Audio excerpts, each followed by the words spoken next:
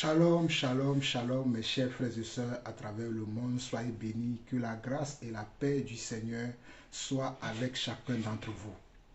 Nous bénissons le Seigneur pour ce moment qu'il nous accorde afin que nous puissions partager un moment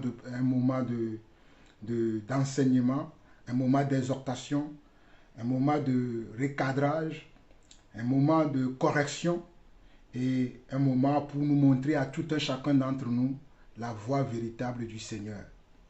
Pour ceux qui ne me connaissent pas, je suis l'apôtre, le serviteur de Dieu, Jean-Paul Lawson. Et le Seigneur m'a fait la grâce, de le servir depuis quelques années. Et ceux qui me connaissent savent comment j'enseigne la parole de Dieu et comment je recadre ceux qui ne sont pas parmi nous, ceux qui ne sont pas des envoyés de Dieu véritables, ou bien ceux qui ont été des envoyés de Dieu véritables, mais qui, entre-temps, ont abandonné le Seigneur pour suivre la voie du mensonge. Et aujourd'hui, je m'apprête à vous parler d'un prophète qui s'appelle Ekane Ferdinand. C'est un prophète que j'ai dénoncé dans les années passées, je crois dans les années 2016-2017 à 2018. J'ai fait plusieurs séries de vidéos dans lesquelles j'ai montré la malicité de cet homme. J'ai montré comment cet homme trompe les enfants de Dieu, comment cet homme se moque des enfants de Dieu, comment cet homme n'a aucun respect vis-à-vis des enfants de Dieu que nous sommes, et pire encore, vis-à-vis de notre Seigneur Dieu. Pour vous rafraîchir la mémoire, avant de commencer cette vidéo, j'aimerais vous montrer ce que j'ai fait dans le passé, le dénonçant dans le passé. J'aimerais vous montrer cette série de vidéos avant de continuer ce que le Seigneur a mis dans mon cœur. Je vais venir sur cela tout à l'heure. Mais je vais vous montrer quelques vidéos afin que vous sachiez que je l'ai déjà fait plusieurs fois, dénonçant cet homme de Dieu, dénonçant ce faux prophète qui amuse la galerie, qui n'a jamais été un serviteur de Dieu véritable. Regardez quelques vidéos que je vais vous montrer.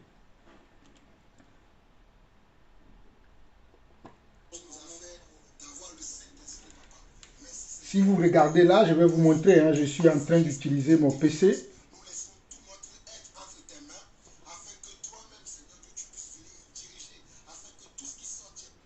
Voilà, ici, vous le voyez, c'est lui ici. Attendez. Vous voyez là?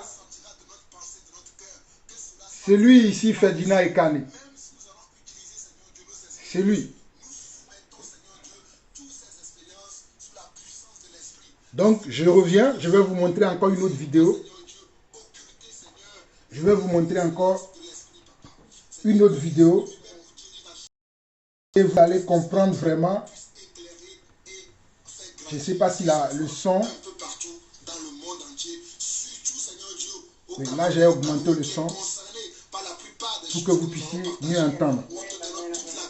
Là, dans cette vidéo, je suis avec un frère qui s'appelle Dambé Richard, qui m'avait contacté à cette époque pour que je puisse, vous voyez. Donc là, je vais vous montrer encore une autre vidéo.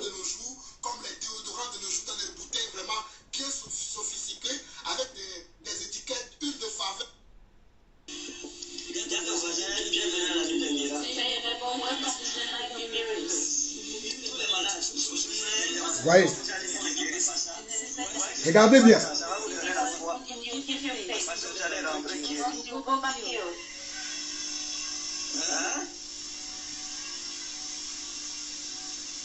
Regardez quelques minutes, c'est important.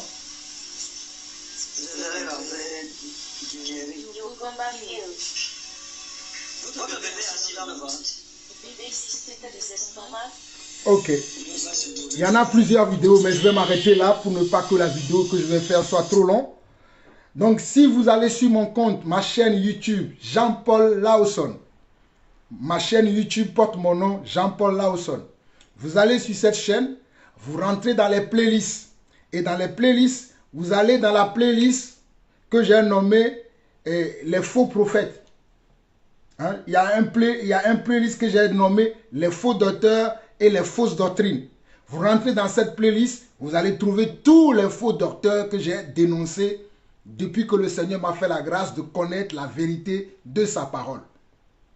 Amen. Dieu m'a fait la grâce de connaître la vérité de sa parole et je hais les faux prophètes, je hais les faux docteurs, je hais les fausses doctrines. Je n'aime pas les fausses doctrines, je les hais et je les dénonce. Pour venir au sujet qui m'amène à faire cette vidéo aujourd'hui, mes frères, je n'avais pas voulu faire cette vidéo. Mais le Seigneur m'a rendu témoignage que comme c'est un monsieur sur lequel tu t'es penché dans les années passées, dans les années précédentes, et que tu as tellement parlé de lui, parlé de son ministère, et que cet homme s'est permis, je crois la semaine dernière, plus précisément le mardi, j'étais en train de rentrer du travail et le Seigneur m'a fait tomber sur une vidéo dans laquelle il était en train de parler de son mariage et de comment il est sur le point de se dissocier de ce mariage qu'il a contracté. Et quand j'ai regardé la vidéo, je l'ai regardée du début jusqu'à la fin. Je me suis dit, misérable, cet homme n'a toujours pas changé. Cet homme n'a toujours pas changé. Il continue de berner les enfants de Dieu. Et j'ai continué ma vie. Mais quelques jours plus tard, j'ai reçu plusieurs vidéos dans lesquelles je voyais ce qu'il se racontait sur ce qu'il avait dit de par le monde. Les influenceurs ont fait leurs remarques par rapport à cette vidéo. Certains chrétiens ont fait leurs remarques par rapport à cette vidéo. Et il y en a eu beaucoup de remue-ménage dans le monde chrétien. Et c'est là que Dieu m'a interpellé. Il m'a dit, mon fils, tu ne peux pas te taire. Il faut que tu parles. Il faut que tu réveilles mon peuple. Alors, mes chers frères et sœurs, c'est pour cela qu'aujourd'hui je suis là. Je sais que ce que je vais dire, ce que je vais présenter ne va pas plaire à tout le monde. Mais je suis dans l'armée du Seigneur. Et je fais ce que mon Dieu me demande. Alors, mes chers frères et sœurs, bienvenue au banquet de la parole de Dieu. Alors, avant de commencer, je vais vous montrer une vidéo de ce monsieur qui présentait son épouse. Qui présentait son épouse à l'église. À son église. Et il... Comment je peux dire? Il donnait toutes les qualités ou bien il faisait un éloge de cette femme. Mais aujourd'hui, vous allez voir une autre vidéo.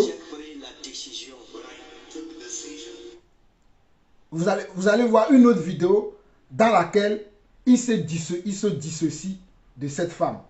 Donc, nous allons voir la vidéo vite fait. C'est une vidéo TikTok. Je vais vous la montrer.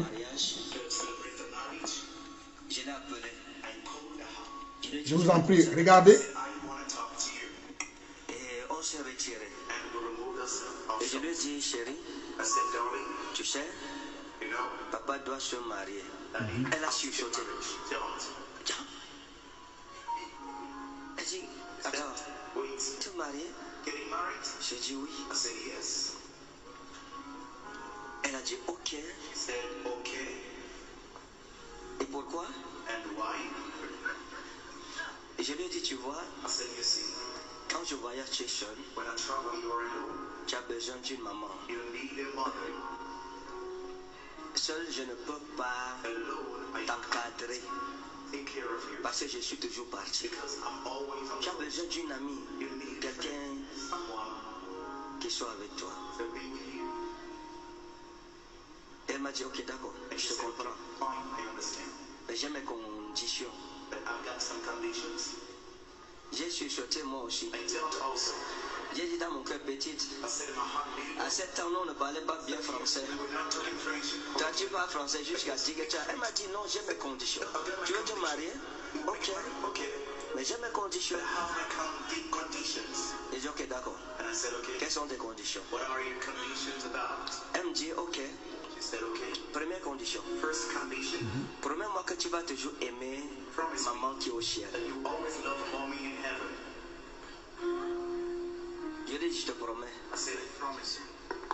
Deuxième condition. Si tu te maries, if you get married, je ne veux pas que tu épouses une femme qui va me séparer de toi. I don't want you to marry a woman that will separate me from you.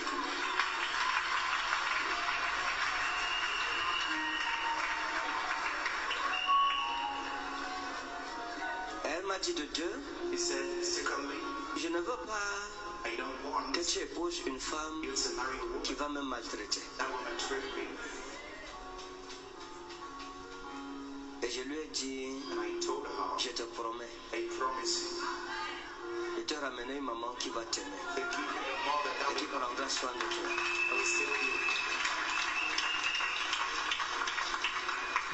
Et quand Maman Alexandra est arrivée, And when Mama Alexandra, elle l'a rencontrée she met, à l'hôtel. we met her at the hotel. Dès qu'elle l'a vue, Once she saw elle her, allait l'embrasser. we went to her Elle m'a dit, and she told me, est-ce que je peux rester à l'hôtel avec elle? can I stay at the hotel with her? J'ai dit oui. I said yes. Tout le temps All the time. qu'elle a passé au Cameroun avant le mariage, Before the marriage, la petite est restée. the girl stayed. Le lendemain, j'arrive, je la trouve dans le lit, I saw her en pyjama. in pyjama. Elle m'a dit, papa, He said, darling, je veux rester ici. Daddy, I want to stay here. Toi, rentre. You go back. Elle est trop gentille pour He's moi. very kind to me.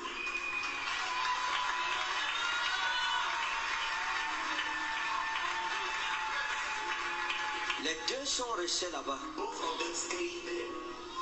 Gemma n'avait plus mon temps, They didn't have no time for me anymore. même pas le temps de sa tante, They didn't have the time of her auntie qu'elle aime beaucoup. that she likes so much. Aïcha est arrivée, Aisha came. elle n'avait le temps de She had personne. nobody's attention. Elle était avec sa maman. She was with her mother. Les deux, Both of them. je lui ai dit, tu me fuis parce que tu sais qu'avec moi, parfois j'ai dit non, je frappe du poing. Là-bas, I hit the boys. vous êtes entre vous filles, Between entre femmes, et puis tout ce que tu demandes, maman Alexandra te donne.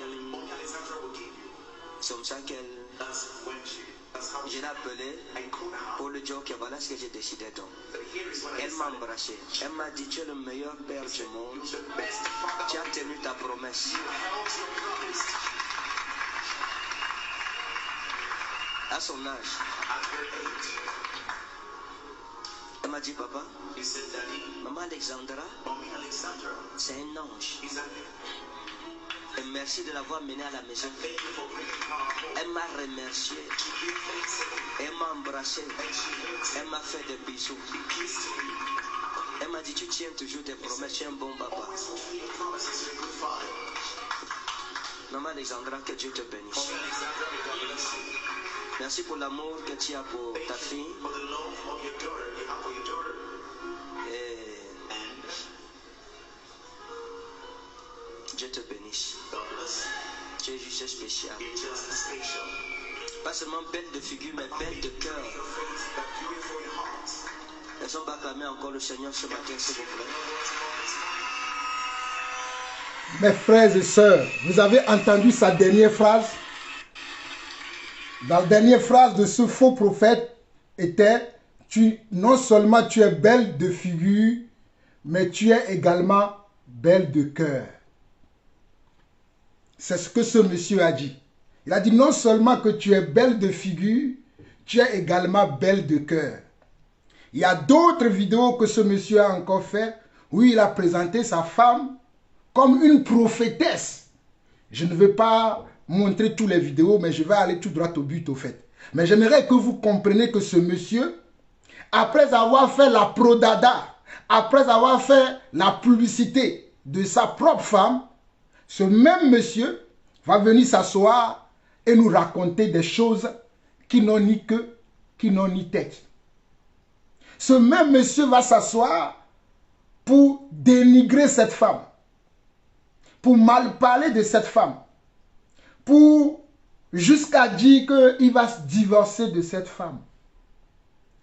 Mais j'ai été très outré de voir comment ce monsieur a, en tout cas c'est un monsieur qui a l'habitude de manipuler les gens, de manipuler sa langue. Il a un art, il a l'art de la manipulation. En cela, il est doué. Il peut endormir. Et il a réussi à endormir beaucoup de gens.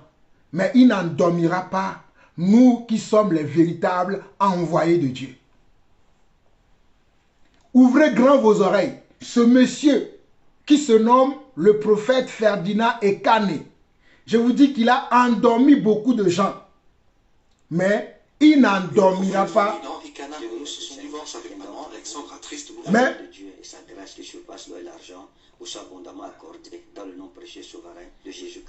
Mais il n'endormira pas nous qui sommes les enfants véritables de Dieu. Attendez, je prépare l'autre vidéo qui est... Des moments de joie, des moments de complications aussi.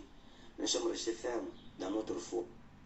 En fait, c'est l'autre vidéo que je voulais vous montrer, la vidéo dans laquelle il était en train d'annoncer sa dissociation avec cette femme, cette sœur qui se nomme Alessandra.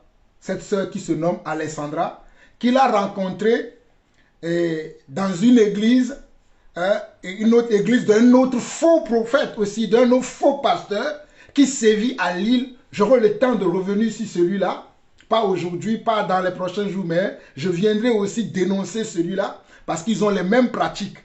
Comme on dit dans le monde, hein, les mêmes oiseaux qui ont les oiseaux qui ont le même plumage sont ensemble souvent. Je ne sais pas si c'est exactement ce qu'on dit. Mais bon, bref. Donc ce monsieur qui est à Lille, qui l'a invité à venir prêcher dans son église. Et c'est lors de cette invitation que pour la première fois, il a rencontré cette femme qui se prénomme Alessandra, dont il était amoureux. Hein? Il a flashé sur cette femme et il n'a jamais laissé cette femme jusqu'à ce qu'il s'est marié avec cette femme. Mais il s'est marié comment? Est-ce qu'il s'est marié selon la volonté de Dieu? Nous allons tous le voir dans la vidéo que je vais vous jouer. Peut-être je vais commencer à jouer la vidéo, je vais vous montrer les images quelques instants. Après, je vais poser l'ordinateur, on va juste écouter et par moment, je vais arrêter les séquences et c'est là où je vais maintenant vous expliquer selon la parole de Dieu si ce que ce monsieur est en train de raconter, si ce que ce monsieur est en train de raconter tient la route ou pas. Si nous devons considérer les propos de ce monsieur, quelles sont les leçons que nous devons en tirer? Quelles sont les résolutions que nous devons prendre? Et comment devons-nous juger ce qu'il dit? Parce qu'il se nomme prophète. Il dit qu'il est enfant de Dieu. Mais comment devons-nous considérer ce qu'il dit? Mais avant d'y aller, je sais qu'il y a des gens parmi vous qui déjà ont commencé, dès qu'ils ont commencé à regarder la vidéo de ce que je suis en train de dire, ils ont déjà commencé à se dire dans leur pensée, mais pourquoi il fait ça? Est-ce qu'il a le droit de faire ça? Est-ce qu'il a le droit de parler de ces choses? Qui l'a mandaté pour ça? Mes chers frères et sœurs, je vais prendre la parole dans 1 Corinthiens chapitre 6. Laissez-moi vous lire un passage dans 1 Corinthiens chapitre 6 avant qu'on ne commence l'exercice proprement dit. 1 Corinthiens chapitre 6. Dans 1 Corinthiens chapitre 6, à partir du premier verset, on nous dit, l'un d'entre vous, lorsqu'il est indifférent avec un autre, ose-t-il plaider devant les injustes et non devant les saints? Verset 2, ne savez-vous pas que les saints jugeront le monde? Ne savez-vous pas que les saints jugeront le monde? Et si c'est par vous que le monde est jugé, êtes-vous indigne de rendre les moindres jugements? Ne savez-vous pas que nous jugerons les anges et nous ne jugerons pas à plus forte raison les choses de cette vie? Donc d'après ce passage de 1 Corinthiens chapitre 6, le verset 1 au verset 4, l'apôtre Paul nous fait comprendre que lorsqu'il y a des problèmes au sein de l'Église, ce sont nous les saints qui devons trancher ces histoires-là. Ce n'est pas le monde qui doit le faire. Ce ne sont pas les injustes qui doivent le faire. Les injustes, ce sont les non-croyants. Ce n'est pas les non-croyants qui doivent traiter les affaires de l'Église, qui doivent traiter les affaires qui concernent le royaume de Dieu. Ce sont nous, les enfants de Dieu, qui devons le faire. Moi, je l'ai toujours fait. Et je continuerai à le faire. Et c'est ce que je vais encore faire aujourd'hui. Mais je sais que quelques-uns n'apprécient pas ce que nous faisons. Voilà pourquoi je vais vous dire au verset 2 de ce passage qu'il est écrit. Ne savez-vous pas que les saints jugeront le monde? Ne savez-vous pas que les saints jugeront le monde? Ne le savez-vous pas? Donc sachez que nous les saints, nous jugerons le monde. Dans 1 Corinthiens chapitre 5, le passage, ou bien le chapitre précédent, le chapitre 6, c'est-à-dire 1 Corinthiens chapitre 5, l'apôtre Paul nous dit ici encore ceci. Il dit, on entend dire généralement qu'il y a parmi vous de la débauche. Et une débauche telle qu'elle ne se rencontre même pas chez les païens.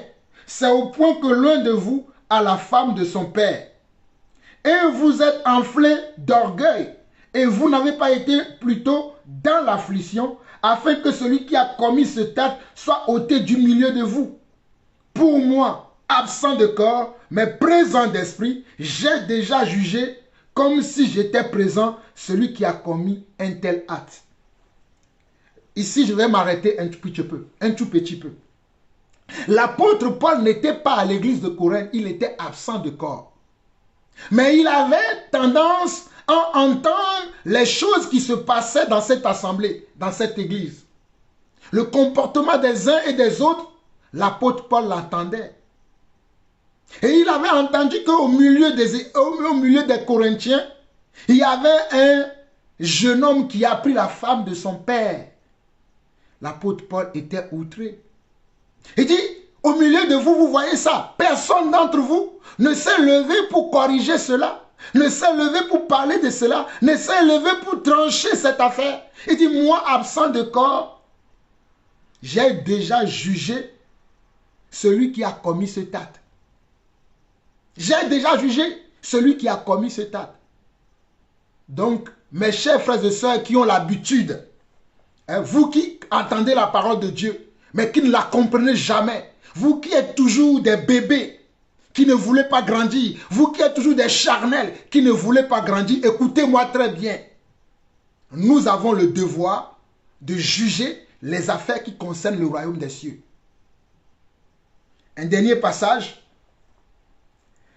dans 1 Corinthiens chapitre 2.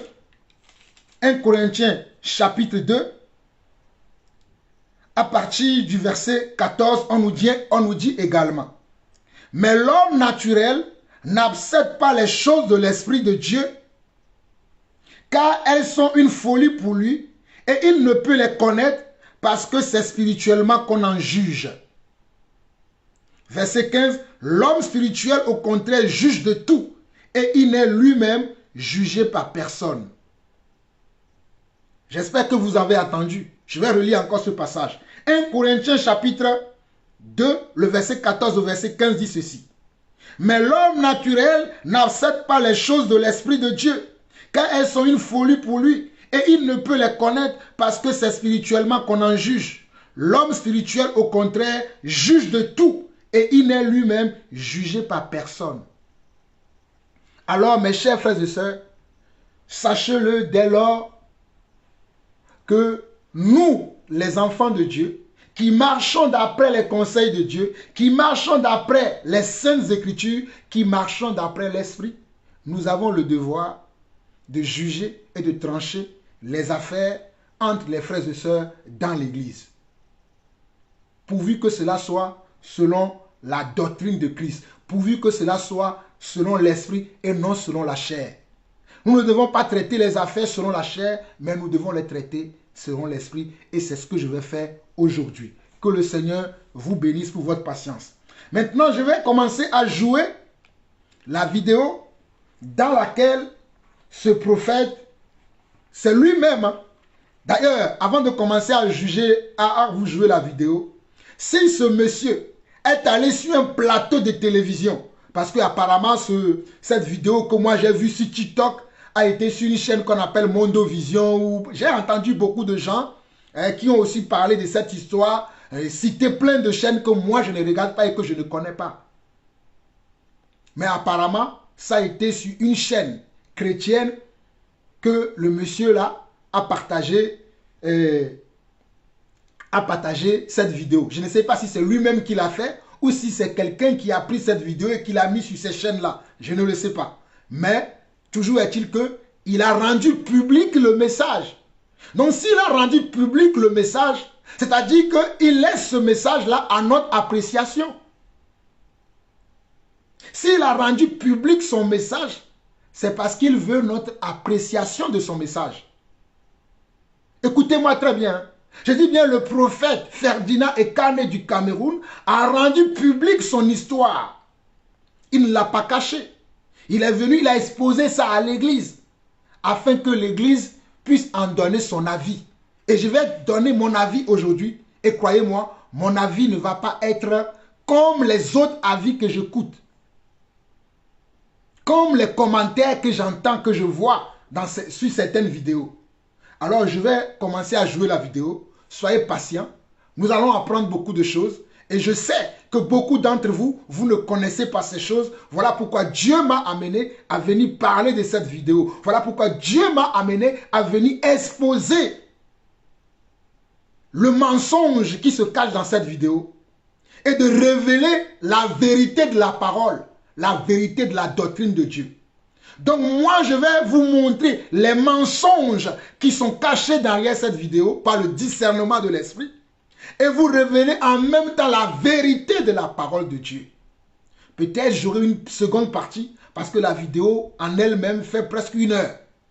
Si je vois que le temps nous manque, je couperai à un moment et je ferai une seconde partie afin que vous ayez tout ce qu'il vous faut pour pouvoir comprendre le message que nous pouvons en tirer derrière cette vidéo que ce faux prophète nous a donné à nous tous au début de cette année.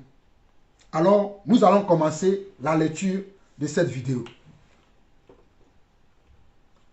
Nous suivons simplement l'excentratrice La main de Dieu et sa grâce qui surpasse l'eau et l'argent vous soit abondamment accordée dans le nom précieux souverain de Jésus-Christ de Nazareth. Nous avons vécu en 2024 des hauts et des bas. On a connu des moments de joie, des moments de complications aussi. Nous sommes restés fermes dans notre foi à cause de la confession de notre foi et à cause de l'abnégation que nous avons à servir le Seigneur Jésus. Il nous a permis par sa grâce de voir l'année 2025, ce que nos ennemis n'avaient pas souhaité. Dans l'adversité, dans les conspirations multiples de nos ennemis, le Seigneur nous a accordé la grâce de voir 2025. Voilà pourquoi je me dois de vous souhaiter une bonne année 2025. Que ce soit une année de joie, une année de paix, une année de grande réalisation pour chacun d'entre nous et pour nos familles, dans le nom précieux souverain de Jésus. Pour moi, l'année 2024 n'a pas été une année facile à cause de certaines rencontres, à cause de certains choix que j'ai eu à faire, dont je porte l'entière responsabilité. En octobre 2023, j'étais invité par un frère et ami à Lille, où j'ai vu pour la première fois Maman Alexandra.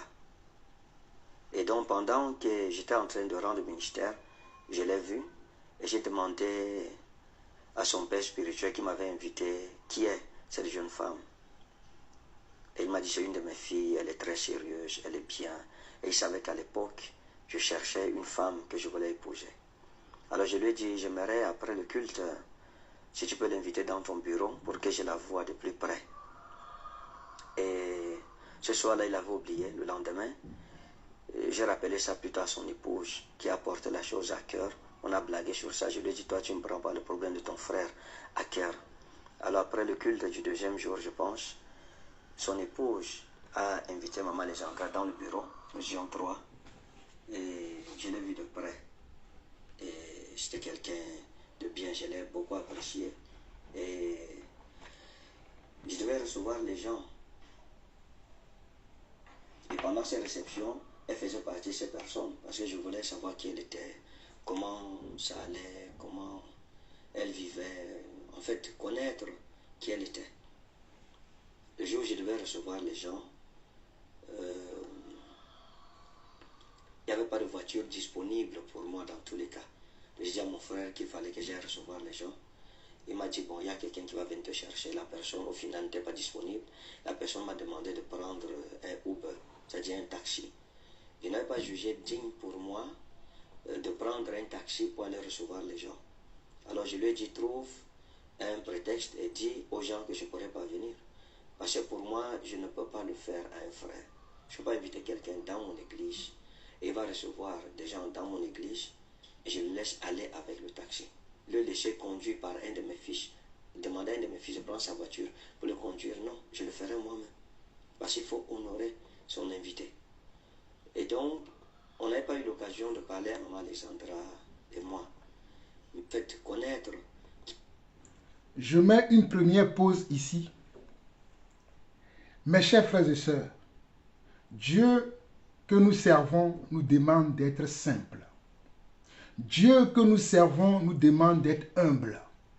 Dieu que nous servons nous demande de nous aimer les uns les autres. Voici toi qui te dis un serviteur de Dieu. Tu vas rendre ministère selon ses propres propos dans une autre assemblée. Et les gens, les frères et sœurs qui sont dans cette assemblée ont souhaité te rencontrer. Tu leur as donné un rendez-vous et le frère ou le pasteur qui t'a invité devait t'accompagner ou bien devait venir te récupérer pour t'amener dans son église afin que tu puisses recevoir les frères et sœurs qui souhaitent te voir. Parce que le frère qui t'a invité n'est pas venu te récupérer lui-même à l'hôtel ou n'a pas envoyé un de ses enfants ou bien un de ses proches à venir te récupérer à l'hôtel, ce monsieur se dit qu'il n'a pas trouvé cela honorifique. Il a trouvé cela comme un manque de respect. Et il propose à celui qui l'a invité de trouver n'importe quel argument pour pouvoir dire aux gens qui l'attendent dans l'église qu'il ne viendra pas.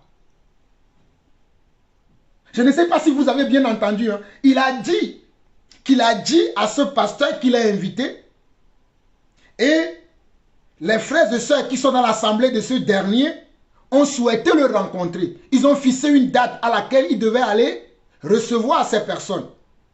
Et le jour J arrivé, il se fait que le pasteur qui l'a invité, je ne sais pas s'il n'était pas disponible pour venir le récupérer ou pas, peu importe la raison, c'est-à-dire la personne qui devait venir le chercher de son hôtel pour se rendre au lieu de rendez-vous, pour pouvoir accueillir les gens, était indisponible. Donc, ce monsieur, Ferdinand Ekane, se dit que lui ne trouve pas que cela est honorifique. Pour lui, on lui a manqué de respect parce que le pasteur qui l'a invité l'a proposé que quelqu'un viendra lui chercher avec un taxi Uber. C'est-à-dire, on va lui commander un taxi Uber afin que le taxi Uber l'amène de son hôtel pour arriver au lieu de rendez-vous. Je ne sais pas si c'était l'église. Hein, pour qu'il puisse recevoir ceux qui souhaitent le rencontrer. Il n'a pas voulu le faire, il a dit, trouve un prétexte, c'est-à-dire, mens aux gens que je ne serai pas là. Voilà les serviteurs de Dieu que vous suivez, les menteurs, et il le dit publiquement. C'est lui-même qui dit ça publiquement, qui lui a dit, trouve n'importe quel prétexte. Mais dis aux gens que je ne serai pas là, parce que tu n'es pas venu me chercher toi-même avec une voiture. Donc moi, je ne peux pas être là parce que tu ne m'as pas honoré. Alors, la parole de Dieu qui nous demande d'être humble, la parole de Dieu qui nous demande d'être simple, ce monsieur le pratique. Ce monsieur que vous suivez, que vous appelez un grand prophète. Oh, enfant de Dieu, vous me faites de la peine. L'église de nos jours me fait de la peine. Vous qui appelez ce monsieur un grand prophète, regardez ses propos. Entendez ce qu'il dit. Dieu a dit dans la parole de Matthieu chapitre 7 que vous les reconnaîtrez à leurs fruits. Dans Matthieu chapitre 7, Jésus nous a prévenus. Vous les reconnaîtrez. Ceux qui sont les faux, ceux qui ne font pas partie de la bergerie, ceux qui sont des loups ravisseurs qui sont rentrés dans la bergerie. Le Seigneur Jésus nous a dit que nous les reconnaîtrons à leurs fruits, c'est-à-dire à leur message, à leur comportement, à leur attitude. Peut-être vous n'avez pas bien entendu. Je reviens un peu en arrière, je vous fais réécouter et nous allons continuer à écouter le message. Femme que je voulais épouser. Alors je lui ai dit, j'aimerais après le culte, si tu peux l'inviter dans ton bureau pour que je la voie de plus près. Et ce soir-là, il avait oublié. Le lendemain, j'ai rappelé ça plus tard à son épouse qui a porté la chose à cœur. On a blagué sur ça. Je lui ai dit, toi, tu ne prends pas le problème de ton frère à cœur. Alors après le culte du deuxième jour, je pense, son épouse a invité Maman Alessandra dans le bureau. Nous étions trois. Et je l'ai vu de près. Et c'était quelqu'un de bien. Je l'ai beaucoup apprécié. Et je devais recevoir les gens. Et pendant ces réceptions, elle faisait partie de ces personnes. Parce que je voulais savoir qui elle était, comment ça allait, comment elle vivait. En fait, connaître qui elle était. Le jour où je devais recevoir les gens, il n'y avait pas de voiture disponible pour moi dans tous les cas. J'ai dit à mon frère qu'il fallait que j'aille recevoir les gens. Il m'a dit, bon, il y a quelqu'un qui va venir te chercher. La personne, au final, n'était pas disponible. La personne m'a demandé de prendre un Uber, c'est-à-dire un taxi. Je n'avais pas jugé digne pour moi de prendre un taxi pour aller recevoir les gens. Alors je lui ai dit, trouve un prétexte et dis aux gens que je ne pourrais pas venir. Parce que pour moi, je ne peux pas le faire à un frère. Je ne peux pas inviter quelqu'un dans mon église et il va recevoir des gens dans mon église et je le laisse aller avec le taxi. Le laisser conduire par un de mes fils. Demander à un de mes fils de prendre sa voiture pour le conduire. Non, je le ferai moi-même. Parce qu'il faut honorer son invité. Et donc, on n'avait pas eu l'occasion de parler à Maman Alessandra et moi. Mais j'ai demandé à son père spirituel de me trouver son numéro de téléphone. Il a donc convoqué avec sa cousine. Il a pris le numéro de téléphone et il m'a remis. Donc, après ça, je suis rentré au Cameroun. En décembre, je suis retourné en France pour l'Exodus Night. Et là-bas en France, il fallait que je la rencontre pour qu'on puisse parler, que je sache qui elle est. Je voulais connaître. Je ne savais pas si elle était à l'église avec ses parents. Je ne savais pas si elle était seule. Je ne connaissais rien d'elle en fait à cette époque-là. Alors je vais dire à son père spirituel, et on va organiser donc que je descende sur l'île avant l'Exodus Night. Voilà comment je suis descendu sur l'île et j'ai fait 3 jours là-bas. Là, il venait me retrouver dans ma chambre d'hôtel. Et son père spirituel, je me souviens, il avait un programme à l'église, donc il dormait aussi dans le même hôtel avec sa famille. Mais on s'était entendu que personne ne sache que je suis à Lille. Donc on a parlé, et après les pauses au travail, elle venait me retrouver à l'hôtel et on discutait, j'ai appris à la connaître. Et voilà, après cela je suis retourné sur Paris pour l'Exodus Night. Il faut dire qu'au début de cette relation, mes chers frères et sœurs, écoutez-moi très bien. Ce monsieur qui a rencontré cette femme, cette sœur, qui se prénomme Alessandra, lors de l'invitation de son confrère qu'il a invité à Lille, et qui, pendant qu'il rendait son ministère, comme lui-même il le disait, il avait flashé sur cette dernière, et qu'il a souhaité rencontrer cette dernière pour pouvoir la connaître mieux. Et il devait aussi rencontrer d'autres personnes de l'église. Mais bon, comme on n'est pas venu le chercher en voiture, et bon, il a décliné cette invitation. Ces souhaits des frères et sœurs qui souhaitent le rencontrer, il a décliné. Mais par contre, la fille sur laquelle il a flashé, ça il ne l'a pas décliné, il continuait. Et il a dit qu'il est revenu une deuxième fois. Il est revenu une deuxième fois en France pour une autre invitation ou bien pour un autre programme qu'il appelle Exodus Night. Je ne sais pas ce que c'est Exodus Night. Et lorsqu'il était venu en France, il est allé directement à Lille dans un hôtel que son confrère qui est à Lille aussi connaît. Parce que bon, lui aussi, ce confrère-là aussi était dans ce même hôtel avec sa famille, c'est-à-dire son épouse et le reste de sa famille, ils étaient à la même hôtel. Au même hôtel. Et ce monsieur a proposé à ce confrère-là de cacher aux yeux de tout le monde qu'il était là, à cet hôtel-là. Était-il en fuite quelque part? Était-il un tueur en série? Était-il un malfaiteur? Pourquoi il propose à son confrère de ne pas faire que les gens sachent qu'il est à Lille? Moi, en tant que serviteur de Dieu, quand je me rends dans un endroit, dans une ville où je sais qu'il y a des frères et sœurs, moi, je les contacte avant d'arriver pour leur dire, je serai dans votre ville, dans votre ville de tel jour à tel jour. Parce que j'aimerais rencontrer mes frères et passer du temps avec eux. C'est ce que je fais d'habitude. Mes frères et sœurs peuvent vous le témoigner. Quand je vais quelque part, je me renseigne. Si j'ai des frères dans cet endroit, si j'ai une église véritable de Dieu dans cet endroit, si tel est le cas, je préviens ces derniers que tel jour ou tel moment, je serai chez vous. Mais lui, il vient en France. Il veut rencontrer cette femme, cette sœur Alessandra sur laquelle il a des vues. Il dit à son confrère de cacher ça aux yeux de tout le monde, que les autres ne savent, que les gens ne savent pas qu'il est là. Qu'est-ce qu'il veut cacher aux gens? Que cherche-t-il à cacher aux gens? Mes frères et sœurs, ouvrez grandement vos oreilles. Qu'est-ce que ce monsieur cherche-t-il à cacher aux gens? Continuons.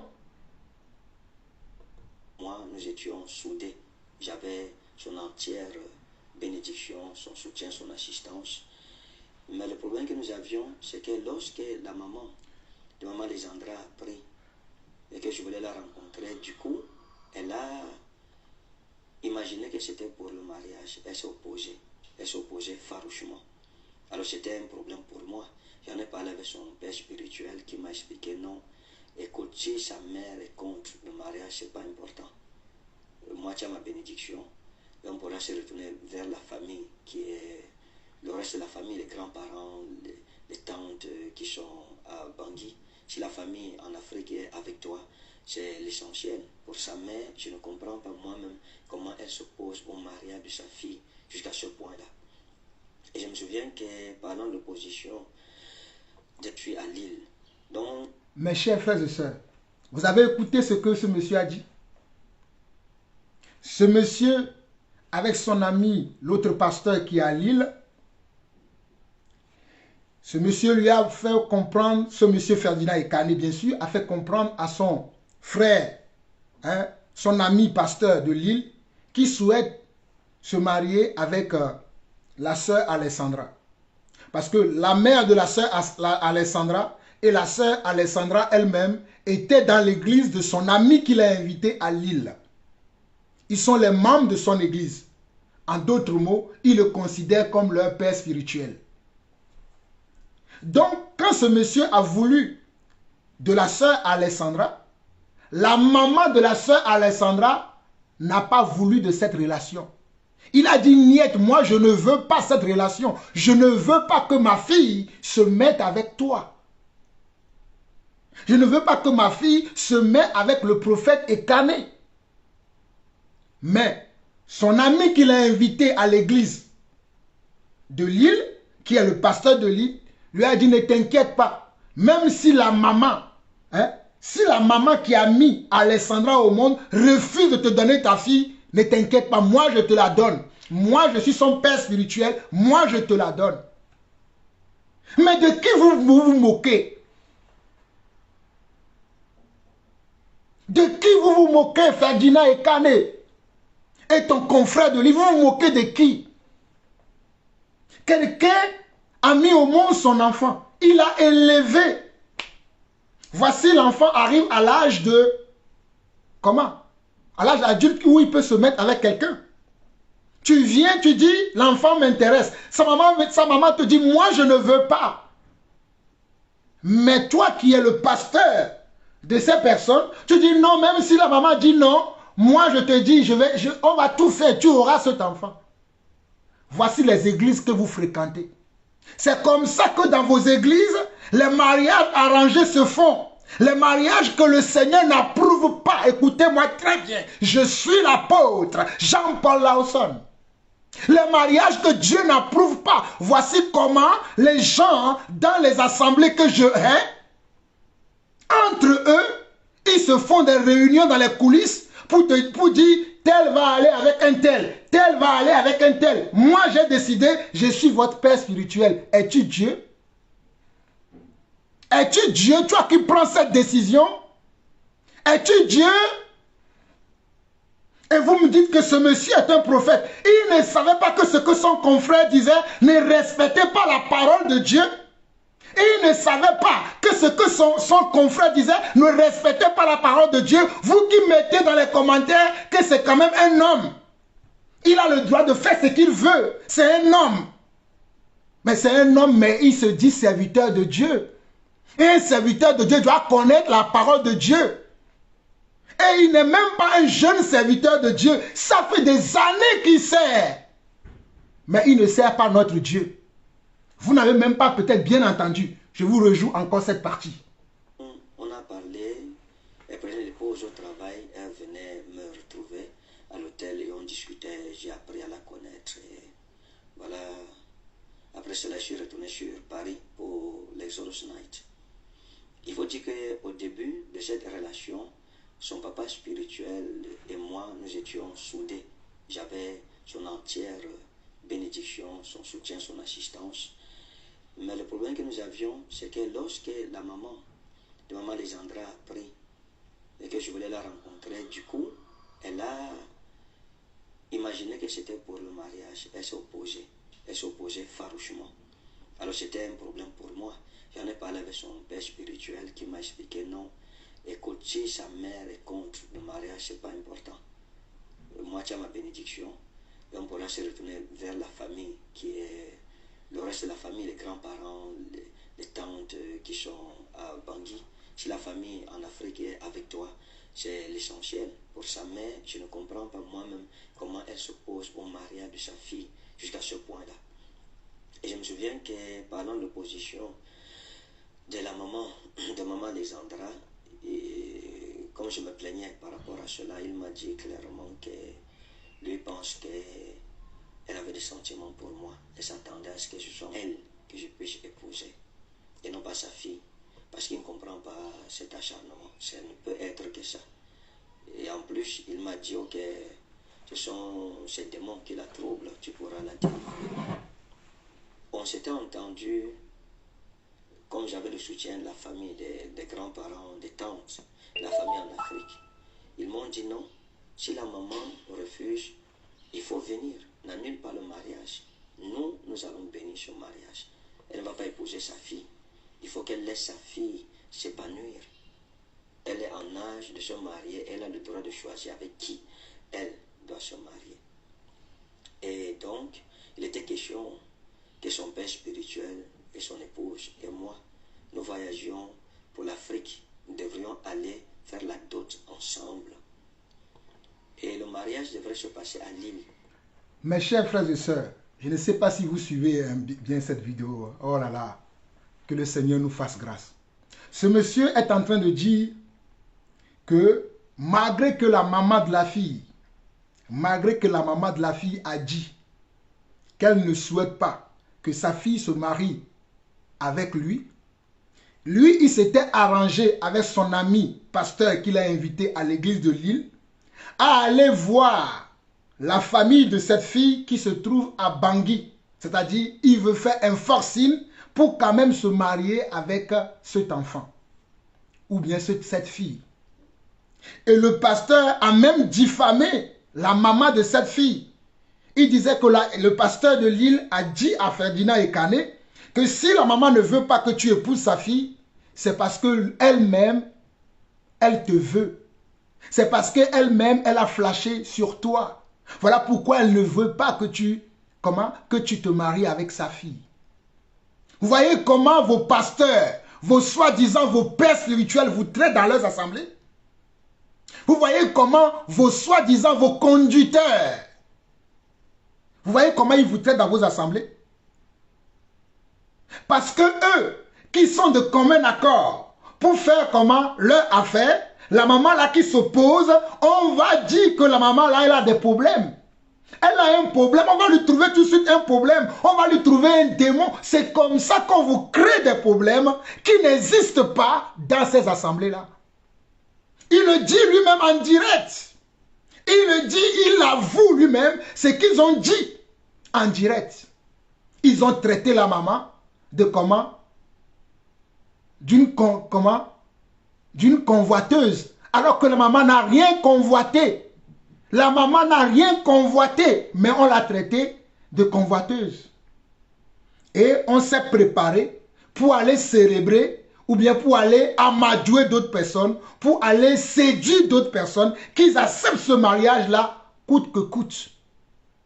Et ils ont décidé d'aller chercher ailleurs, c'est-à-dire à Bangui, convaincre les parents de cette fille afin que, quoi qu'il arrive, que ce mariage soit lieu. Est-ce que cela est-il convenable? Est-ce que cela est-il digne d'un enfant de Dieu et de surcroît d'un serviteur de Dieu? Cela est-il convenable? Et nous allons parler, vous allez dire que nous sommes des jaloux, nous sommes des prétentieux, nous sommes des orgueilleux, nous voulons dire que nous savons tout. Mais nous avons aussi la Bible, nous avons été aussi appelés comme ces gens-là. Nous sommes aussi appelés, nous connaissons la doctrine de Christ, nous savons comment on doit célébrer un mariage dans l'église. Mais vous n'avez pas encore attendu le pire. Écoutez encore. Nous continuons la lecture de la vidéo. C'est parce que j'ai mes mains qui me font mal, le fait de tenir l'ordinateur, parce que mon ordinateur il pèse lourd quand même. Voilà pourquoi je l'ai posé, mais je vous ai montré que je ne suis pas en train d'utiliser une quelconque vidéo. C'est la vidéo que ce monsieur lui-même elle a fait. Elle est encore sur le net, elle est sur YouTube, elle est sur Facebook, elle est sur TikTok. Vous pouvez la trouver. Je me souviens qu'à cette époque, il était, je pense, en Angola avec sa famille. Il avait demandé au grand frère de maman Alexandra d'essayer de parler à sa petite soeur pour la convaincre, pour lui montrer la nécessité de laisser l'enfant se marier. Et ça avait mis du temps. Donc j'appelais pour lui demander est-ce qu'il tient un retour de bienvenue. Et il me disait non. Comme ça a pris vraiment, ça a pris presque un mois, si je me souviens, comme ça fait longtemps. Mais ça a mis quand même plusieurs semaines. Bienvenue n'était pas revenu vers lui. Et il m'a dit que c'est quelqu'un de très hypocrite. Et qu'il l'a dans son collimateur. C'est quelqu'un qui va écarter doucement parce que c'est quelqu'un qui n'est pas vrai. Il est très dangereux. Mais après, je pense que Bienvenue était revenu et avec les résultats de la causerie avec sa petite soeur. Et donc tout était bien en fait. Je n'avais jamais rien fait sans dire à son père spirituel, rien du tout. Tout ce qui se passait entre nous, tout ce qui se passait, je lui faisais le compte rendu. Au début, on avait beaucoup de problèmes. Parce que je trouvais qu'elle n'était pas vraie envers moi, elle était cachotière. Une ou deux fois, j'ai rompu la relation, je lui ai dit que non, il faut laisser tomber. Mais c'est par son père spirituel qu'elle était passée. C'est lui qui m'a appelé, il m'a dit non, écoute, c'est une bonne femme, il faut pardonner, il faut lui apprendre des choses. Et sa femme avait dit, maman Alexandra, il ne faut pas être cachotière, c'est un prophète. Si tu caches les choses, il va le savoir. Donc c'est lui qui m'avait convaincu, puis je suis retourné. Et voilà, il m'exhortait. Et je me souviens, une fois, il m'a dit, il faut épouser cette jeune femme. Il a parlé même, je pense qu'il avait même coulé les larmes, il était au volant. Et il m'avait dit, si moi, je n'étais même pas marié, c'est moi, la femme là, je l'aurais épousée. Parce que c'est quelqu'un de bien, c'est quelqu'un de parfait. Il faut l'épouser, mon frère. Et j'avais une vision à Lille, quand je suis allé la rencontrer. Écoutez, ce monsieur continue de narrer cette histoire de tous les stratagèmes qu'ils ont usés, que ce soit son ami qui l'a invité à Lille et lui-même, tous les stratagèmes qu'ils ont usés afin de pouvoir avoir cette femme Alexandra. Ils ont usé de tous les stratagèmes. Entre-temps, la sœur n'était pas souvent très emballée, elle avait des comportements que ce monsieur n'appréciait pas, mais son ami qui l'a invité à Lille va lui dire non, t'inquiète pas, on va gérer ça. Aie patience, sois douce, sois doux avec elle. Ça va bien se passer, ne t'inquiète pas, je te donne tous les garanties. C'est une bonne sœur. Même la femme de ce pasteur aussi va dire c'est une bonne sœur. Jusqu'à ce que ce pasteur de Lille va dire lui-même. Lui aussi, il avait des vues sur la fille là. Il va dire que non, si je n'étais pas ma mariée, moi-même je la prendrais comme épouse parce que c'est quelqu'un de bien. J'espère que vous entendez toutes ces choses.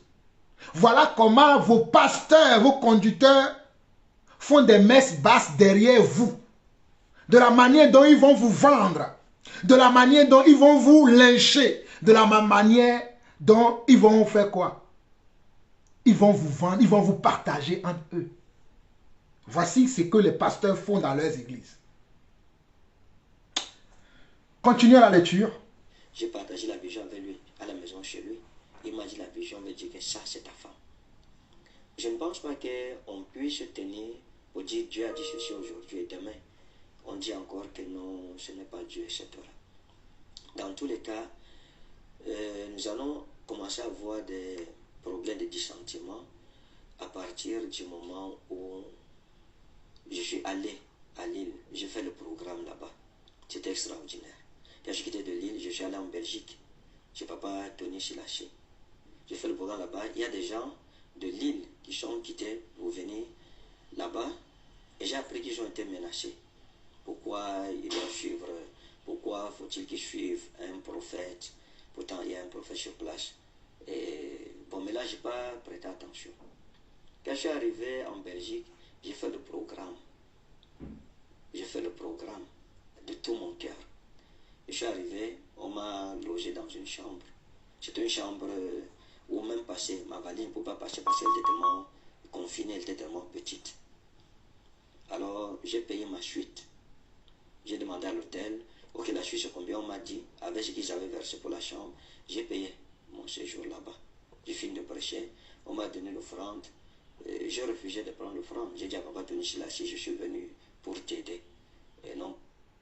Vous voyez comment ce monsieur parle? C'est un monsieur très prétentieux.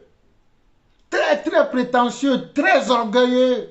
Quand il parle, tu le sens. Voici un monsieur qui est parti prêcher dans une autre assemblée en Belgique, hein, chez un autre serviteur de Dieu là-bas, qui est aussi un faux, qui s'appelle Tony Silaché. C'est aussi un faux lui aussi. Hein, ils sont entre eux. Et quand il allait là-bas, ceux qui l'avaient reçu à Lille, c'est-à-dire l'assemblée dans laquelle il a fait ses premières parties à Lille, l'ont poursuivi pour aller comment? Pour aller aussi en Belgique, pour suivre le message qu'il va encore donner là-bas. Apparemment, cela n'a pas plu à celui qui l'a invité à Lille, que ses fidèles ont poursuivi son invité jusqu'en Belgique. Voici comment la jalousie, voici comment la haine va commencer à naître au milieu de cette relation. Parce que les fidèles de ce monsieur qu'il a invité à Lille ont poursuivi le prophète Ferdinand Ekané qui est allé rendre encore ministère, selon ses propres propos, ses propres dires, en Belgique, chez un certain Tony Silaché.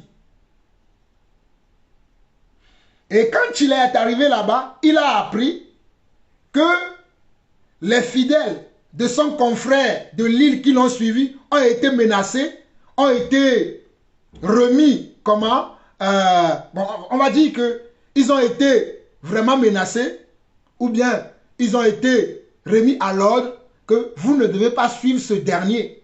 Vous devez rester dans votre assemblée. Mes chers frères et sœurs, je profite de cette petite... comment je peux dire? Oui, je vais profiter de ça pour vous dire quelque chose qui est très important. Mes chers frères et sœurs, lorsque Dieu vous donne un serviteur de Dieu, aimez ce dernier. Aimez-le. Et suivez ses enseignements. Il peut arriver que ce dernier peut vous mettre en contact avec d'autres personnes. Cela ne veut pas dire que s'il vous met en contact avec d'autres personnes, que lui ne sert à rien. Je sais aussi qu'il y en a des frères et sœurs que lorsqu'ils rencontrent des serviteurs de Dieu, peut-être qu'ils ont un message, on va dire un peu plus poignant, ils pensent que leurs serviteurs de Dieu ne servent à rien. Mais Dieu nous a appelés chacun différemment. Dieu nous a appelés chacun différemment. Ce que le pouce peut faire, ce n'est pas la même chose que l'index peut faire. Ce que l'index peut faire, ce n'est pas la même chose que l'annulaire peut faire. Vice versa. Ce que la main gauche peut faire, ce n'est pas la même chose que la main droite peut faire. Ce que Pierre peut faire n'est pas également la même chose que Marc ou Paul peut faire. Mais Pierre, Marc et Paul sont tous des serviteurs de Dieu. Aimez vos serviteurs de Dieu.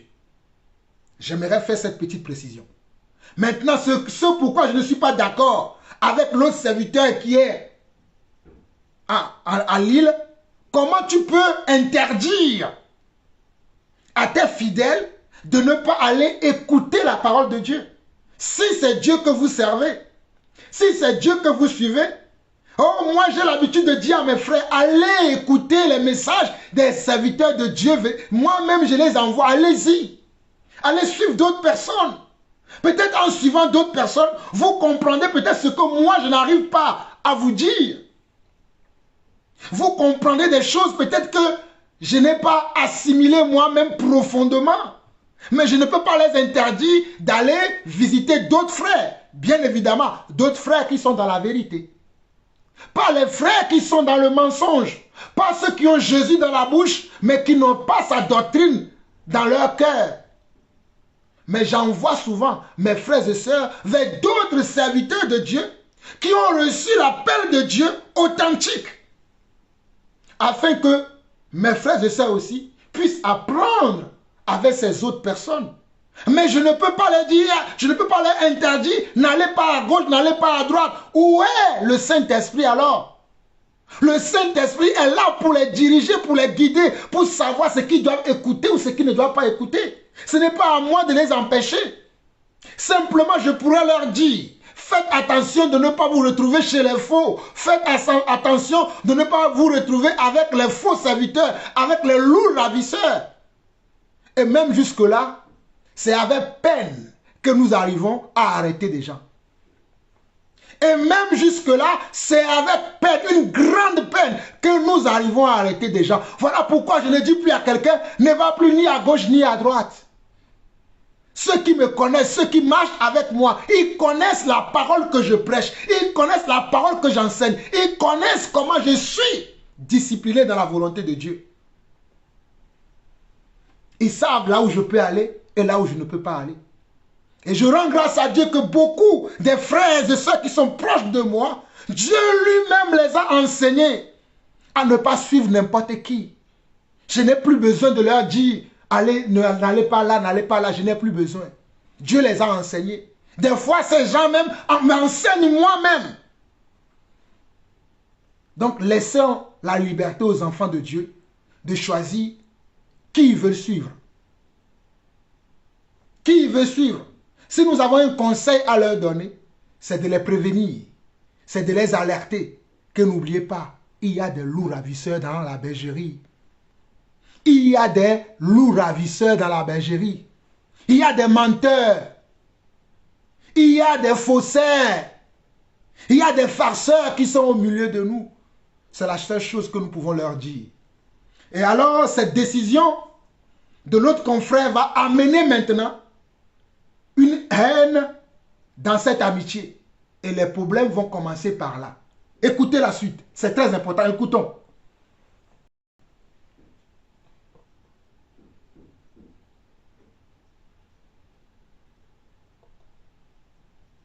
On va pour te demander de l'argent dans tous les cas. Je l'ai fait en toute bonne conscience.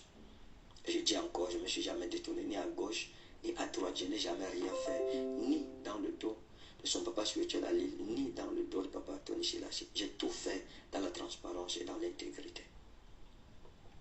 Donc, le premier problème que j'aurai va commencer lorsque nous sommes allés à Paris. Je lui ai dit, mon frère, j'ai mes enfants, les brebis du troupeau, du pâturage que le Seigneur m'a confié à Paris. Je vais faire un programme à Paris. Quand je finirai mon programme à Paris, je viendrai donc à ton invitation à Lille. Il m'a dit, d'accord, je viendrai à Paris pour te soutenir. Et j'ai fait l'annonce et mes enfants m'attendaient donc à Paris. Mes enfants qui organisent mes campagnes m'ont appelé pour me dire, papa, mais dans la fiche de votre frère, c'est lui qui vous invite plutôt à Paris. moi, je n'avais pas remarqué ces affiches que j'avais publiées sur ma page. Quand j'ai regardé, je me suis rendu compte que oui, en fait, il avait mis orateur, invité, prophète Ferdinand Ekane. Donc, je l'ai appelé. Et puis, mes enfants m'ont dit aussi que ces enfants l'ont appelé pour... Ces enfants ont appelé mon équipe pour dire à mon équipe que les offrandes, ce sont eux qui devraient gérer les offrandes. Donc, mes enfants ne devaient pas toucher les offrandes. Tout ce qu'on donnerait comme offrande, c'est eux qui devraient compter cela. Et ils allaient départager les offrandes. Où il y a mon nom, on me donnerait, où il y a le nom de leur père, il lui remettrait l'offrande. Donc je l'ai appelé et je lui ai dit, écoute, je t'ai dit que le programme de Paris, c'est moi qui l'organise en fait. Donc si tu viens me soutenir et moi je viendrai à ton église à Lille. Parce que tu vas faire un programme à Paris et tu fais encore à Lille, ça n'a pas de sens. Je t'ai dit que j'ai des enfants en Europe qui m'attendent. Déjà que ce n'était pas la première fois que j'allais là-bas, en 2019 déjà, j'étais en Europe. Donc, que j'ai appris que des enfants vont se charger l'offrande et tout, je pense qu'il y a eu un malentendu. Il s'est engagé à payer la salle qu'il avait payée. Je lui avais dit que si tu penses que ça pèse sur toi-même la salle que tu as payée, je pourrais te rembourser ton argent. Il m'a dit non, ça va. Et il m'avait promis des chaises, des appareils et tout. Après, il a dit ok, comme c'est ton programme, je croyais que c'était moi qui t'invitais. Bon, pour le reste des choses, là, je me désengage parce que ça coûte cher. Ça va peser sur moi, ce qui était tout à fait normal. Et à Paris. Mes chers frères et sœurs. Quand je finirai mon programme à Paris. Mes frères et sœurs, je ne sais pas si vous avez bien entendu. Je ne sais pas si vous avez bien entendu. Oh my God. Seigneur, aie pitié de tes enfants. Regardez ce monsieur. Lorsqu'il est venu à Lille, il avait aussi programmé lui-même qu'il allait faire un autre programme à Paris. Pour ceux qui le suivent à Paris. Il avait prévu lui-même. Lorsqu'il était à Lille. De Lille, il a été en Belgique. Il avait aussi programmé lui-même qu'il fera un programme à Paris. Alors, ces fidèles, ces adeptes à Paris ont commencé à préparer sa venue à Paris. Donc, ils ont sollicité, c'est pas eux qui ont sollicité d'ailleurs, c'est son ami de Lille qui a dit que comme tu as un programme à Paris, moi aussi je vais te soutenir. Parce que tu es venu me soutenir à Lille, moi aussi je te soutiendrai à Paris.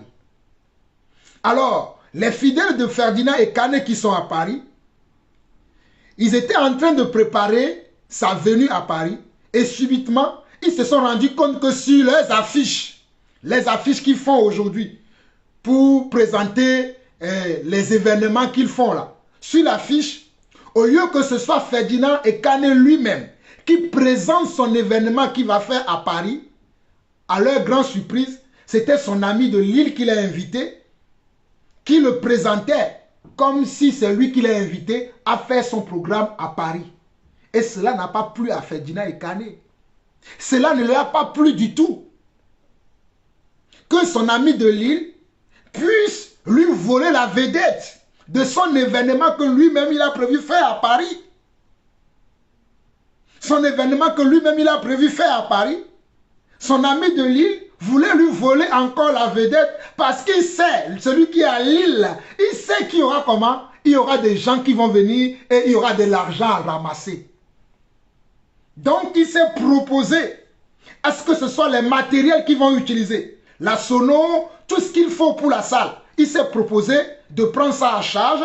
Voilà pourquoi l'affiche aussi, il a fait quoi? Il a fait comme si c'est lui qui invitait Ferdinand Ekane à Paris. Mes chers frères et sœurs, déjà, pour vous dire quelque chose de très simple, on n'a pas besoin des affiches pour annoncer nos venues dans les villes, dans les pays où nous allons. On n'a pas besoin de ça forcément. Je vous dis que lorsque moi je vais quelque part, j'appelle pour savoir s'il y a des frères. La plupart du temps, j'ai des relations déjà avec des gens. Alors je leur dis, je serai là à tel moment. Quand je viens, s'il y a 2 personnes, gloire à Dieu. Ça veut dire que ce sont ces 2 personnes-là que Dieu veut que je vois. S'il y en a 30, ça veut dire que c'est 30 personnes que Dieu veut que je vois, ainsi de suite, ainsi de suite. Mais comment se fait-il qu'aujourd'hui, nous utilisons les méthodes mondaines dans l'église? Les méthodes mondaines, le marketing. Parce que nous, mes chers frères et sœurs, sachez que ces hommes-là ne servent pas Dieu. Ils ne servent pas Dieu, ils servent leur ventre. Ils ne servent pas notre Dieu, ils servent leur ventre. Tout ce qui les intéresse, c'est leur ventre. La preuve, vous avez entendu vous-même qu'il a dit qu'il ne veut pas comment que ce soit lui qui fasse son affiche, que lui-même il va faire son affiche. Et il y avait même un problème d'offrande parce qu'ils se sont dit, ce que son ami de Lille s'est dit que c'est lui qui va gérer aussi les offrandes. Vous savez pourquoi ces prophètes, ces pasteurs font ces programmes? C'est pour les offrandes. C'est pour vos poches. Ils n'ont jamais cherché votre vie spirituelle. Ils s'en foutent perdument si vous allez bien spirituellement. Votre vie spirituelle ne leur dit rien.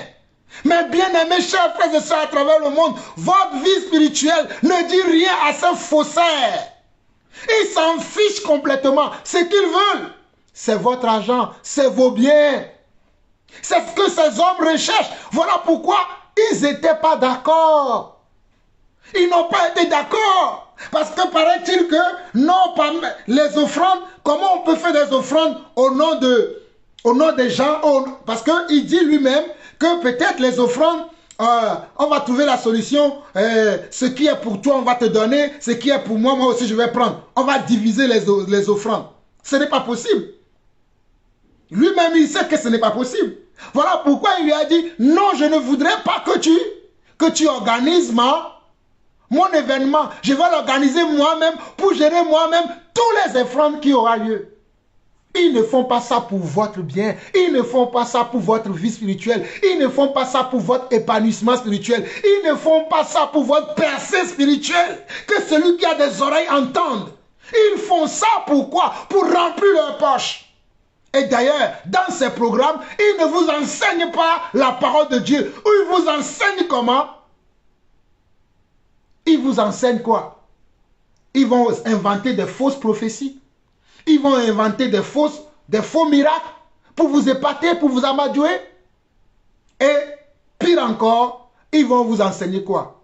Ils vont vous enseigner la mentalité ou bien la pensée positive. Ils vont vous enseigner la pensée positive. Ils sont devenus des coachs de vie. Ils ne sont pas des pères spirituels comme vous le prétendez. Ils ne sont pas des serviteurs de Dieu comme vous le prétendez. Ils sont devenus des coachs de vie. Comme les mondains font ces choses-là, eux-mêmes ils font ça à l'église. Mais il doit y avoir une différence entre l'église et le monde. Dans l'église, nous parlons de Dieu. Nous enseignons la saine doctrine. Nous n'inventons pas des choses qui ne viennent pas de Dieu pour amadouer les gens. Mais c'est ce que ces hommes font. C'est ce que ces hommes font. Réécoutez, je suis revenu en arrière pour que vous réécoutez encore les propos de ce monsieur. Fuyez de tels serviteurs. Fuyez de tels serviteurs parce qu'ils n'ont jamais été serviteurs de Christ. Ils n'ont jamais été serviteurs de Christ. Ils sont serviteurs de leur propre ventre et de leur bas-ventre. Ces hommes-là n'ont jamais été serviteurs de Yeshua à Mashiach. Ces hommes-là ne sont pas connus de notre Dieu. Ils sont des serviteurs de leur propre ventre et de leur bas-ventre. Écoutez. De tout mon cœur.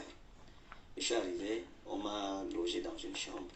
C'était une chambre où même passer ma valise ne pouvait pas passer parce qu'elle était tellement confinée, elle était tellement petite. Alors j'ai payé ma chute.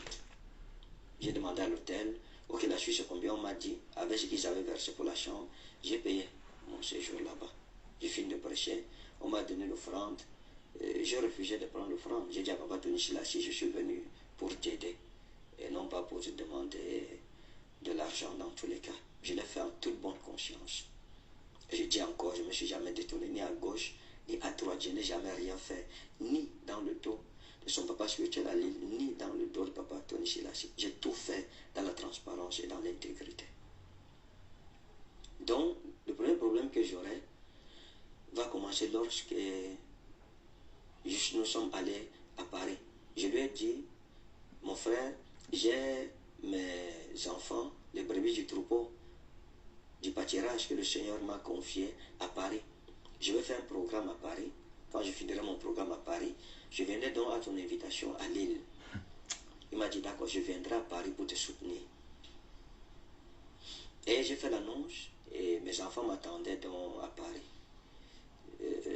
Mes enfants qui organisent mes campagnes m'ont appelé pour me dire, papa, mais dans la fiche de votre frère, c'est lui qui vous invite plutôt à Paris.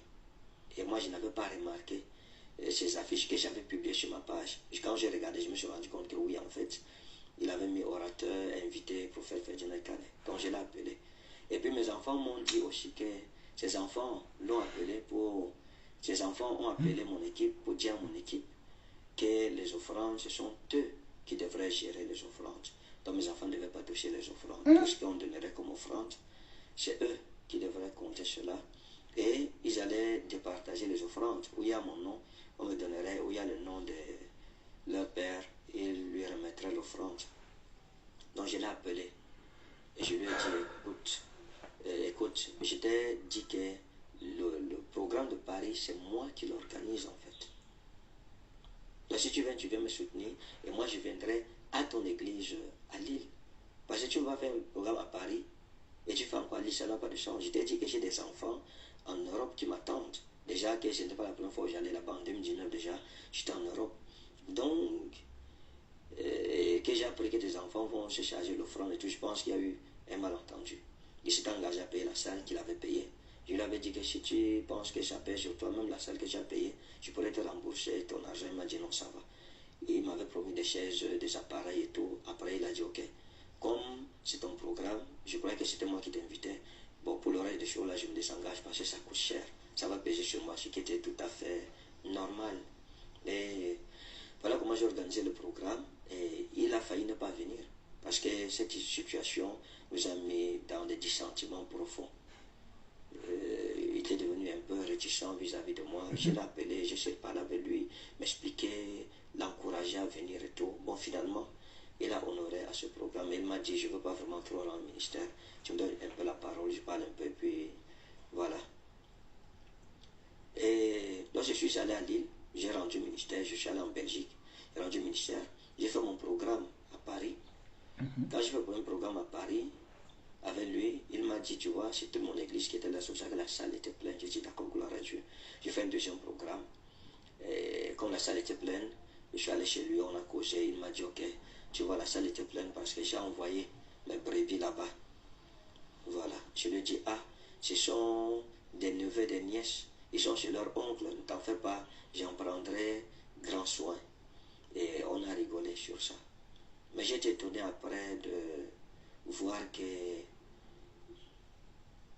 il a commencé à enseigner contre moi, à parler contre ma personne, contre les prophètes, à me dénigrer, à dire du mal sur ma personne. Et la situation était virulente. J'ai fait quelques directs là pour essayer de calmer le jeu,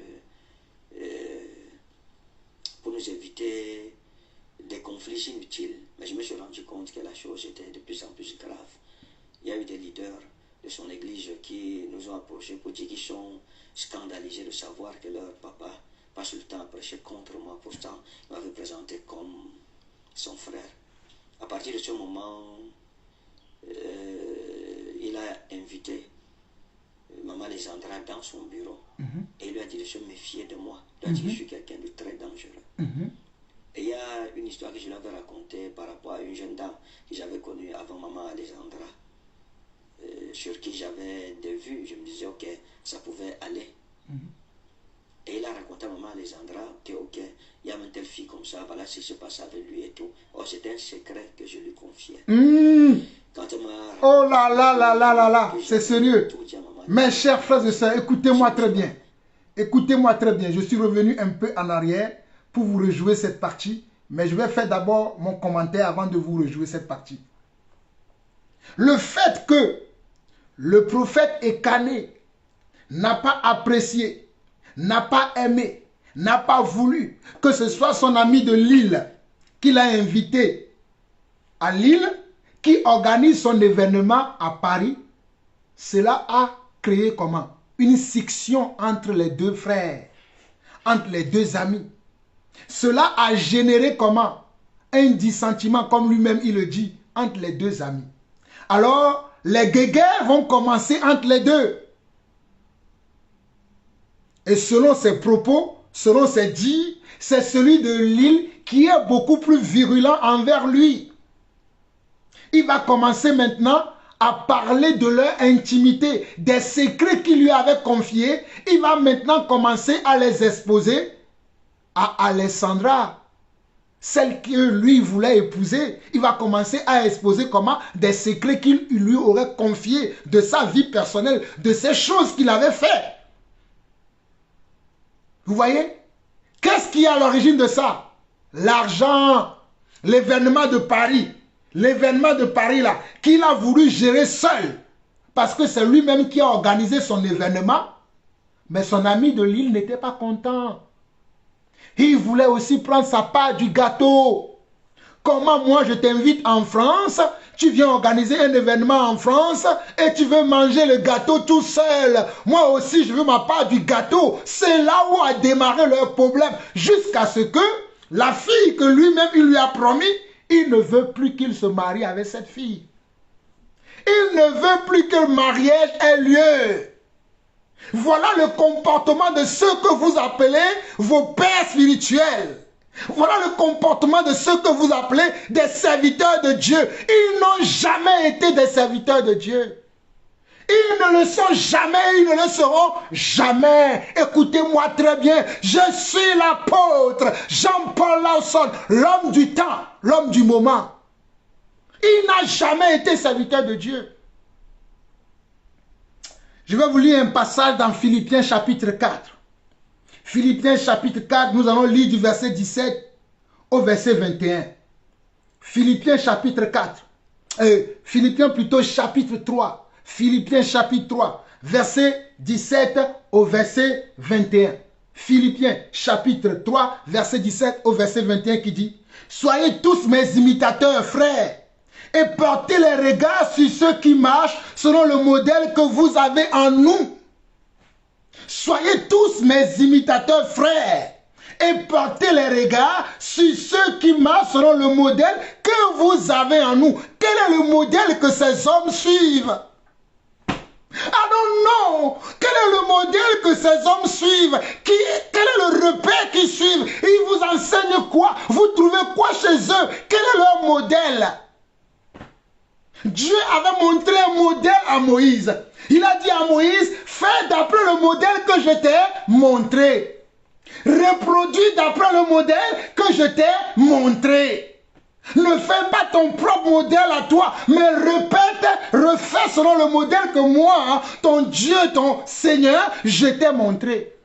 C'est la même chose que l'apôtre Paul nous dit ici dans Philippiens chapitre 3. Il nous dit: soyez mes imitateurs, frères, et portez les regards sur ceux qui marchent selon le modèle que vous avez en nous. Nous cherchons le modèle de Yeshua Mashiach. Nous cherchons le modèle de Jésus-Christ. Montrez le modèle de Jésus-Christ à l'église de Dieu. Montrez le modèle. Oh, Rabo Sandaramayata. Ikano Roboreya Sente. Maikora Braya Zandarama Obra. Ikashana Ramayende Rahaya. Yodresina Makora Bayante. Maishana Ramakarabazaya. Oh, que Dieu vous ouvre les yeux enfin, les enfants de Dieu. Vous qui entendez la parole de Dieu, qui ne comprenez pas, regardez, il nous livre. Il nous livre. Comment? Les secrets de leur ministère. Voilà les secrets de leur ministère. Les secrets de leur ministère n'ont rien à voir avec la parole. Dans Philippiens chapitre 3, le verset 17 au verset 21.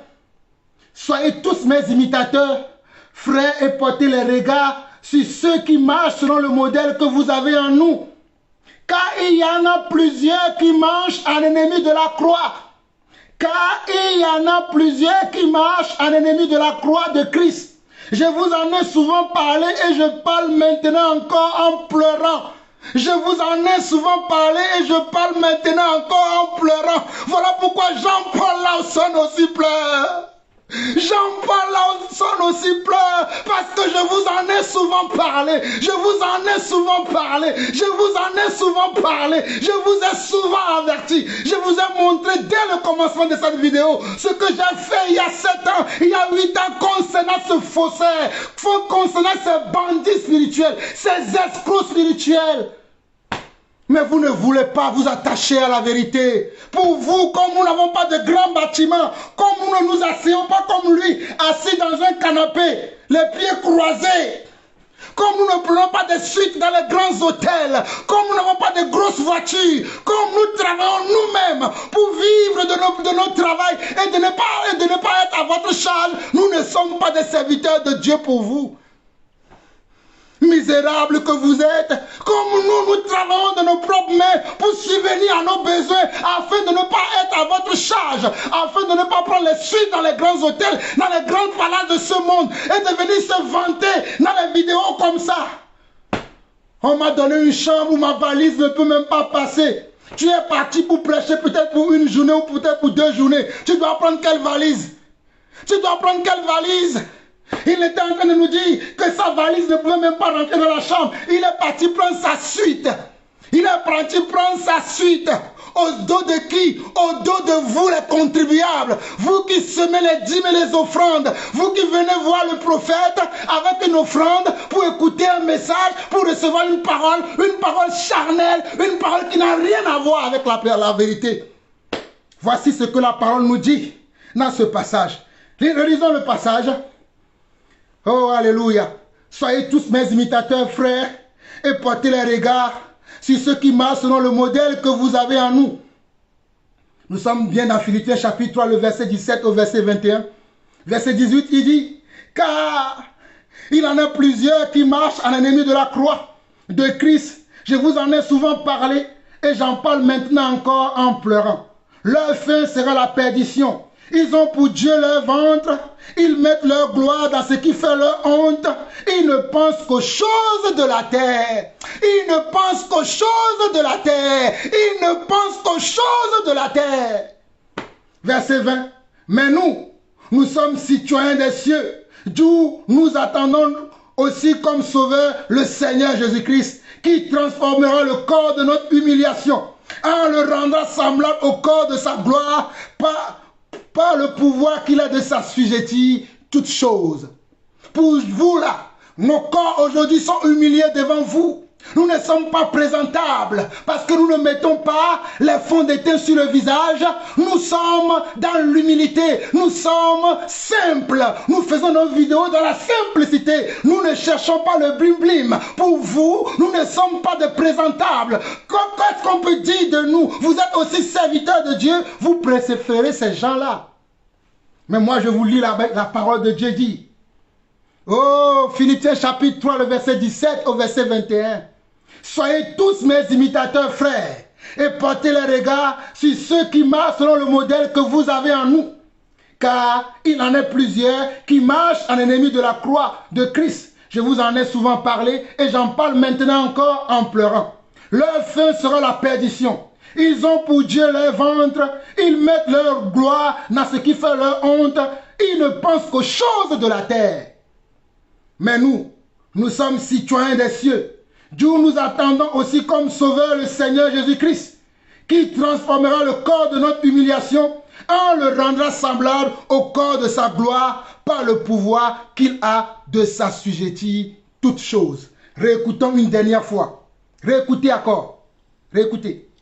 Et lorsque je suis allé à Lille, j'ai rendu ministère, je suis allé en Belgique, j'ai rendu ministère, j'ai fait mon programme à Paris.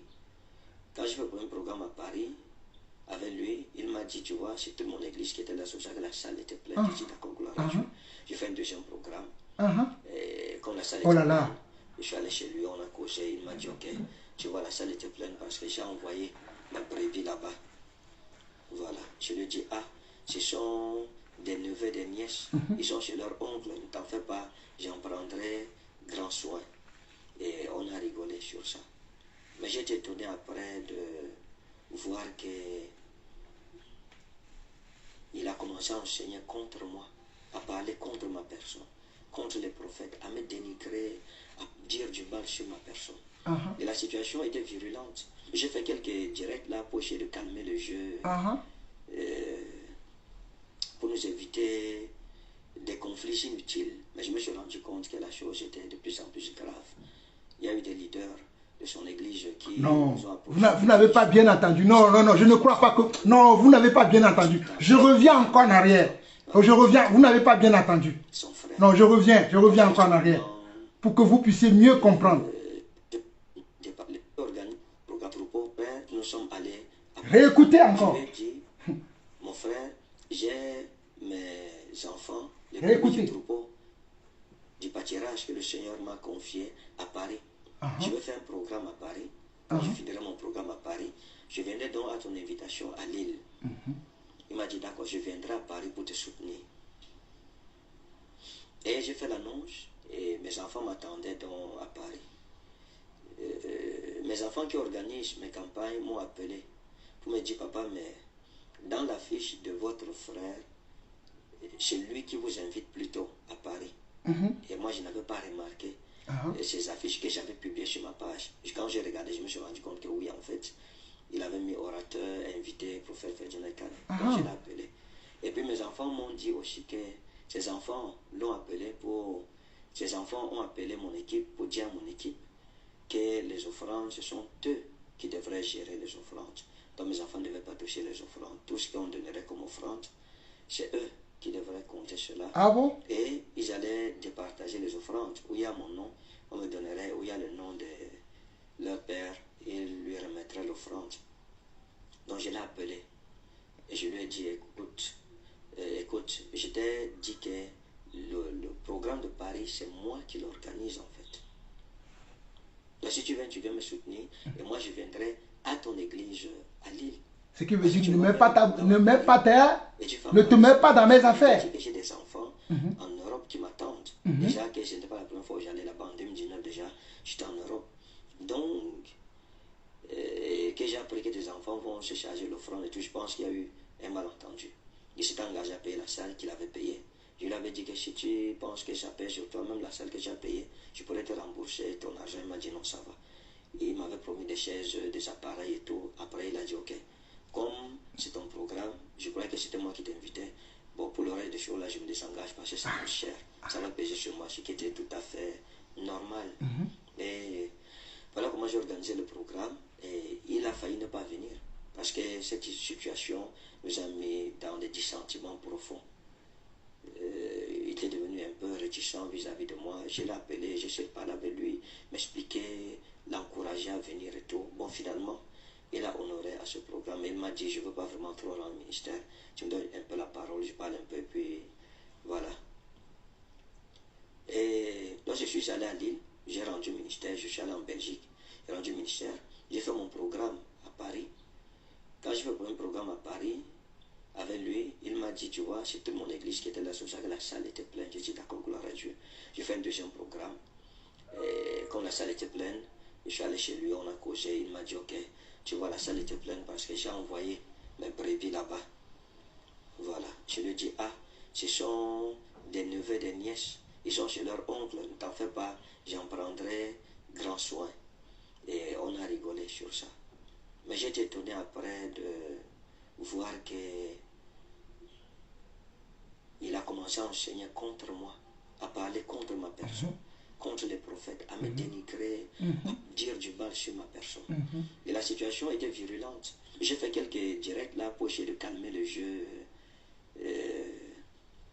pour nous éviter des conflits inutiles. Mais je me suis rendu compte que la chose était de plus en plus grave. Il y a eu des leaders de son église qui nous ont approchés pour dire qu'ils sont scandalisés de savoir que leur papa passe le temps à prêcher contre moi. Pourtant, il m'avait présenté comme son frère. À partir de ce moment, il a invité Maman Alessandra dans son bureau et il lui a dit de se méfier de moi. Il lui a dit que je suis quelqu'un de très dangereux. Et il y a une histoire que je lui avais racontée par rapport à une jeune dame que j'avais connue avant Maman Alessandra, sur qui j'avais des vues. Je me disais, ok, ça pouvait aller. Et il a raconté à Maman Alessandra que, ok, il y a une telle fille comme ça, voilà ce qui se passe avec lui et tout. Or, c'était un secret que je lui confiais. Quand elle m'a rapporté cela, heureusement que j'avais tout dit à maman Alexandra, elle connaissait tout. Donc c'est une histoire qu'elle n'apprenait pas de lui. J'avais pris soin de lui parler de toutes mes rencontres, de mes aventures et toutes ces choses-là. Donc il a dit de se méfier de moi, de faire attention parce que je ne suis pas une bonne personne. Et quand elle m'a répété cela, je lui ai fait un message. Et je lui ai dit, mon frère, je ne suis pas content. On peut causer entre parents. Et tu prends notre causerie, tu parles à dire à ta fille. Et que tu sais qui j'ai des vues. Et donc tu m'as présenté comme une bonne personne au début.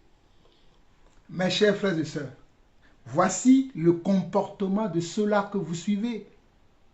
Voici comment se comportent vos conducteurs, vos pères spirituels. D'ailleurs, ils vous marchandent dans l'église, ils vous marchandent en eux. Et regardez ce qui a causé le problème en eux. L'argent. Son programme qu'il a fait à Paris, il a répété 2 fois. Ça lui a ramené de l'argent. Son ami de Lille n'est pas content. La guerre a commencé entre eux. Les dissentiments ont commencé. Les secrets qui se sont donnés.